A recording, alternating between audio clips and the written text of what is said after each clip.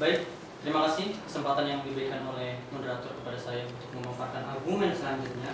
Yang mana argumen saya di sini atau argumen kami di sini memperkuat argumen-argumen yang telah disampaikan dari pembicara pertama dari tim. Dewan juri yang saya hormati, kemudian sahabat dari tim kontra yang saya banggakan.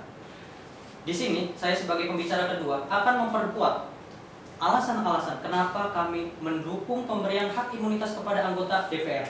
Ada beberapa poin yang harus kita garis bawahi di sini. Poin-poin yang akan kita garis bawahi di sini adalah akan kita paparkan satu persatu dalam hal ini. Baiklah, untuk poin yang pertama, negara kita adalah negara hukum, bukan negara opini, bukan negara asumsi.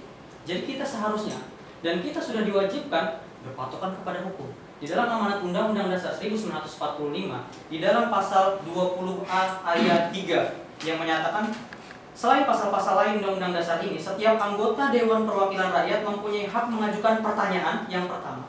Kemudian hak menyampaikan usul pendapat yang kedua. Selanjutnya dalam hal ini ada hak imunitas. Sudah jelas di sini dalam konstitusi kita, yang mana konstitusi ini adalah berada pada pangkal peraturan perundang-undangan kita mengamanatkan hak imunitas kepada DPR. Kenapa? Dalam hal ini, dalam hal ini, paparan yang telah disampaikan oleh pembicara pertama dari tim kontra, hak imunitas di sini ada batasan-batasan tertentu, ya kan? Dari semua batasan-batasan tertentu ini tidak semua anggota DPR diberikan hak imunitas atas sikapnya. Ini berkaitan hanya dengan fungsi dan kewenangan anggota DPR. Teman-teman, merujuk kepada pemikiran dari Prof. Jimli As-Sidiki bahwa dalam menginterpretasikan masalah konstitusi, janganlah menginterpretasikan hanya secara literal, tapi harus menginterpretasikan secara purposif. Purposif menyangkut kehendak dan tujuan yang ingin dicapai oleh para founding fathers masa ini. Terima kasih. Baik, terima kasih. Tanggapan dari tim kontra.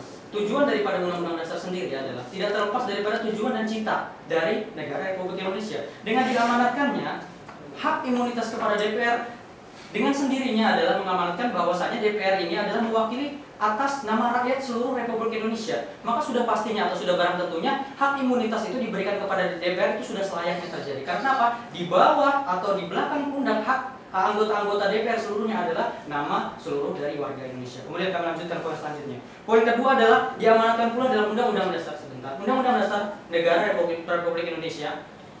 Pasal 1 ayat 2 menentukan kedaulatan ada di tangan rakyat dan dijalankan menurut ketentuan undang-undang. Nah, kita garis bawahi di sini adalah menurut ketentuan undang-undang. Ada berbagai argumen, pendapat dari pakar, salah satunya dari Prof. Sri Sumantri, pakar hukum tata negara, menyatakan bahwasanya menurut ketentuan undang-undang adalah dilaksanakan menurut ketentuan lembaga-lembaga negara sesuai dengan kewenangannya masing-masing. Maka dalam melaksanakan kewenangannya, anggota DPR atas nama rakyat sudah barang tentu diberikan hak imunitas. Silakan. Teman-teman mesti memahami, ketika teman-teman mengatasnamakan bahwa representasi rakyat adalah suara wakil rakyat. Teman-teman pembicara pertama dari tim kami telah mengatakan bagaimana perspektif publik terhadap DPR.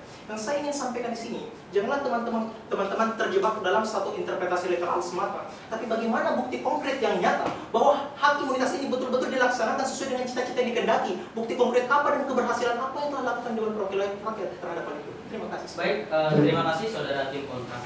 Begini saudara tim kontra, dalam hal ini kita tidak boleh mengedepankan yang namanya asumsi dan opini. Oke?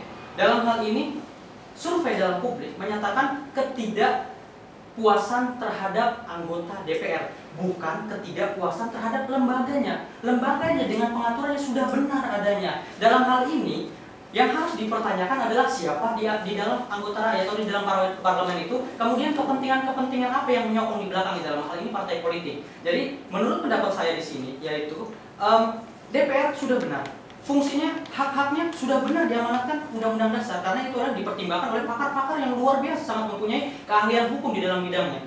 Baik, untuk tanggapannya dari tim kontra saya selesaikan tadi. Kemudian untuk poin selanjutnya adalah di dalam undang-undang yang lebih spesialis daripada Undang-Undang Dasar 1945, Undang-Undang Dasar MD 3 mengatakan bahwasanya anggota DPR, Undang-Undang MD 3 pasal 224 ayat 1 menyatakan bahwasanya anggota DPR tidak dapat dituntut di pengadilan karena pernyataan pertanyaan dan atau pendapat yang dikemukakan baik secara lisan maupun tertulis di dalam rapat DPR ataupun di luar rapat DPR berkaitan dengan fungsi serta wewenang dan tugasnya. Diamanatkan pula dalam hal ini dalam lex spesialisnya sudah diamanatkan hak imunitas pula kepada anggota DPR. Jadi ini adalah penguatan regulasi terhadap regulasi yang saya sampaikan di poin pertama dan kedua. Kemudian selanjutnya kita lihat daripada fungsi DPR tersebut. Ada fungsi legislasi, budgeting, kemudian pengawasan. Di sini yang harus kita garis bawahi, fungsi pengawasan ini mempunyai tingkat kesulitan yang luar biasa, saudara kontra. Karena kenapa? Yang diawasi adalah lembaga-lembaga negara yang di sampingnya. Dalam hal ini setelah amandemen Undang-Undang Dasar keempat,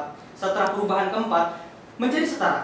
Maka dari itu, sudah selayaknya diberikan hak imunitas. Karena kenapa? Agar tidak ada intervensi dari lembaga-lembaga yang berkaitan dengan DPR ini. Karena dalam hal ini pengawasan harus dilakukan, terutama terhadap program kerja pemerintah.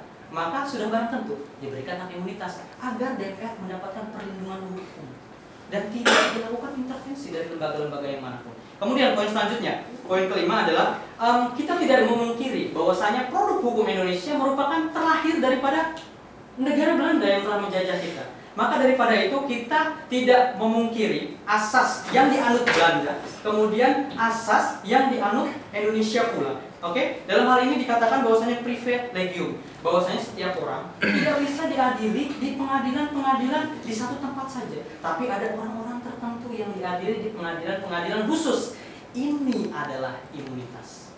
Jadi asas juga mengakui bahwasanya imunitas diakui di dalam peraturan undang-undangan kita yang berlaku. Karena kenapa? Karena kita tidak memungkiri lahirnya atau acuan adopsi undang-undang kita yang berlaku adalah acuan daripada negara Eropa, dalam hal ini Belanda. Kemudian perlu saya tekankan sekali lagi bahwasanya pembatasan imunitas hanya pada fungsi kewenangannya. Di luar daripada itu proses dengan tanda kutip seizin dengan presiden sesuai dengan aturan Undang-Undang MD 3 yang telah dirubah berdasarkan judicial review. Oke, terima kasih.